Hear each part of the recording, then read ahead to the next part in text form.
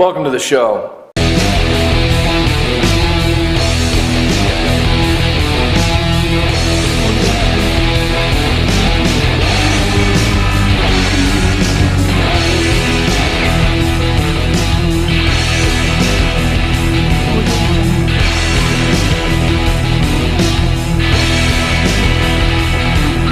Hey guys, what's going on? Jesse with TooManyFords with another project truck update, and we have made some massive leaps and bounds, both forward and backward.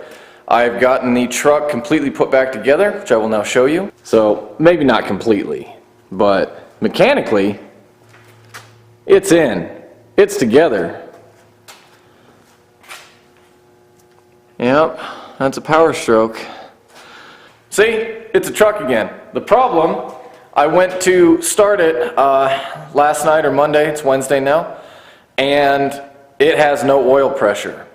So I used the H-pop off of the old engine. I took it apart and cleaned it out and put it all back together. I don't think that's the problem. It had no problem building high pressure oil.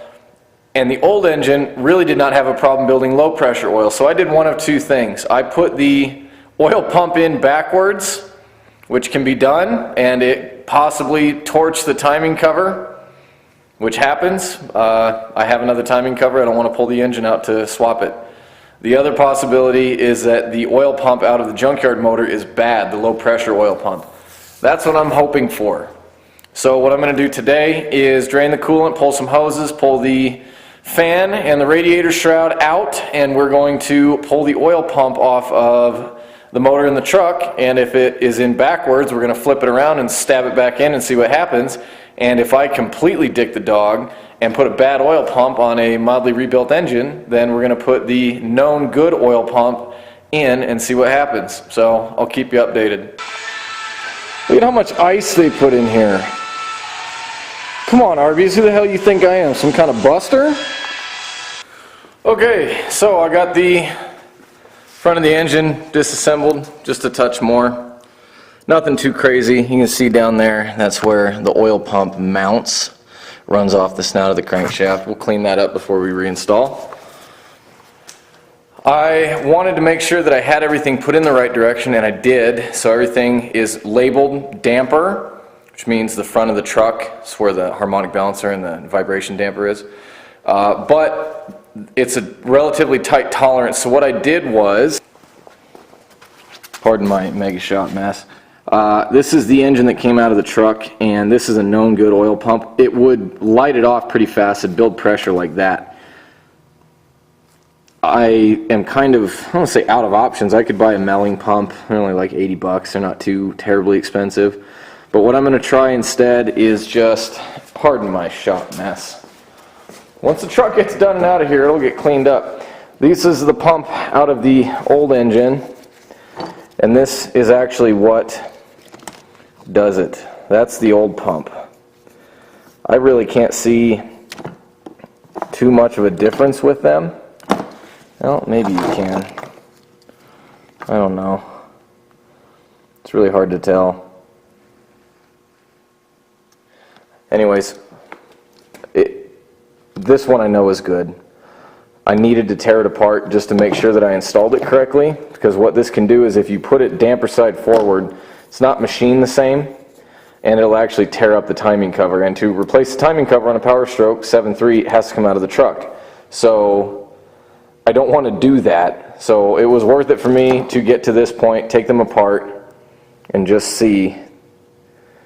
Well, maybe it's got tighter tolerances. Look at that. There's like zero tolerance there. Nothing. Well, this one's probably the same way. What I really didn't like, I don't know. You can kind of see a gap. I don't know. I know it's like 30 thousandths maximum, so it needs to be really tight to actually pressurize the oil. I'm going to go ahead and throw that one in and see if it'll crank up. It's not too bad to put all this back together. I know it seems like a lot, but all you have to do is pull the fan, the shroud, the condenser, drain some coolant, put it in a clean container, put it back in the truck, and try and crank it over. Serpentine belt, obviously. And then obviously you got to reinstall the dampener on the front. Not a big deal. We'll make it happen. I'll be back. So, got it all put back together. Got the oil pump in the truck, and it's still not building oil pressure, or at least it's not registering that it's building oil pressure. So I did change the two sensors that are on the HPOP and the HPOP reservoir, not the IPR. The new one went in this engine. But I did change the two pressure sensors over. I'm still not seeing anything. There might be something wrong with the engine harness where it's not seeing it. From what I understand, these engines, they won't even fire the injectors unless it sees a certain amount of oil pressure. I think it's 500 psi, and it won't fire the injectors unless it sees enough cranking speed, which I think it has. It's turning over pretty good. We'll hop in the truck and I'll show you what's going on. The other wonderful thing that's happened is the water and fuel light has come on, which is great. I primed the fuel bowl with clean diesel. I don't know why it's on. And the one thing that I forgot to install on this engine is the rail for the fuel bowl drain. So I have to get a length of hose so that I can drain this. But yeah, let me show you what it's doing really quick, and then we will probably call it a night. I tore the whole front of this motor apart again tonight and drained the coolant, did all the stuff, and put it back together. I do know for a fact that the oil pump is picking up and moving oil, because there are two plugs on the actual oil rails on the cylinder heads, and I cracked them open and they gasped out a ton of air and shot out a bunch of oil all over my clean engine. So I know that it's getting oil to that side. I know that it's lubricating. It's just not seeing it for some reason. That's why it's not firing the injectors. I don't know, and this might be a real thing, I don't know if maybe if there's water, if that sensor for the fuel bowl goes crazy, I don't know if it'll prevent the engine from firing. It wouldn't surprise me. Water and diesel motors don't mix together at all. And it might just be a safety thing that Ford has where it's like, hey, if this sensor is reading anything, you're done. We're not going to turn on. So let me show you what it's doing, and then we'll probably call it a night from there.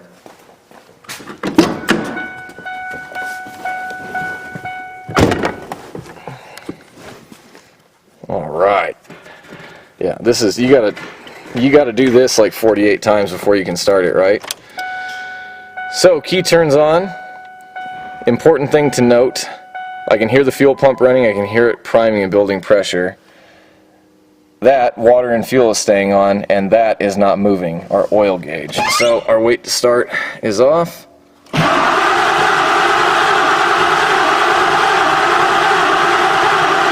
Nothing's happening. And I've been trying to crank on it and prime it so long that the batteries are starting to go dead. The chargers are on them, so we'll just keep them charged up. I'm sure that's super healthy for them. Just keep running them down.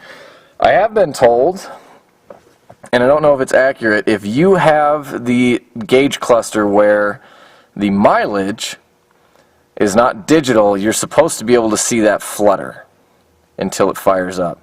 So it's not seeing oil pressure for sure, because it's not building any over here, and possibly is not seeing the cam. So there's a sensor on the camshaft, and that's what determines engine speed, and that's what tells the ECM to fire the injectors, and then the IDM, the injector driver module, is what actually controls the pulses. So I know I have a good IDM. I sent it out to get it checked, but we're still at a weird place. The sad part is, with the crap motor and the blown piston, it ran. With the good engine and all the fancy pants shit I put in it, it doesn't do anything. And we're dealing with all of this for that. How stupid we are. Save the manuals, man. So, I'm tired.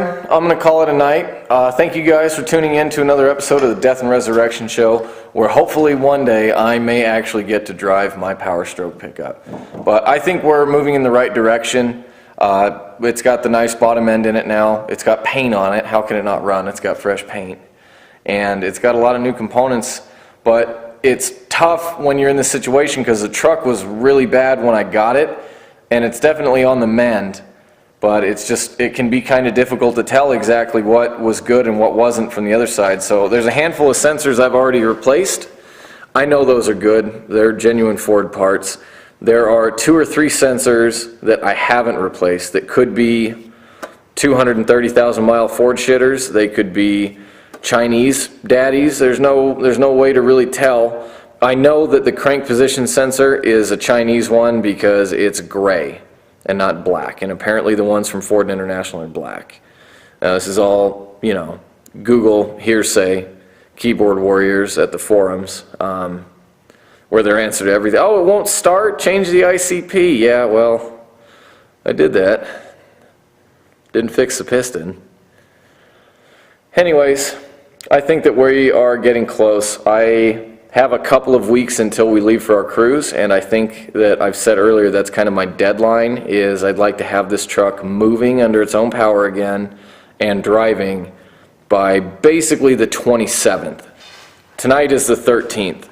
So we have exactly 2 weeks to make that happen, and I'm feeling pretty confident. I am. There's a wee bit of an oil drip that I just noticed coming from in between the transmission and the clutch and the back of the engine, the block. But I don't think that it's from the rear main seal. I poked my head under there, took the inspection cover back off. So it doesn't look like the rear main's leaking. It looks like something is leaking down through that drain valley hole. I'll show you.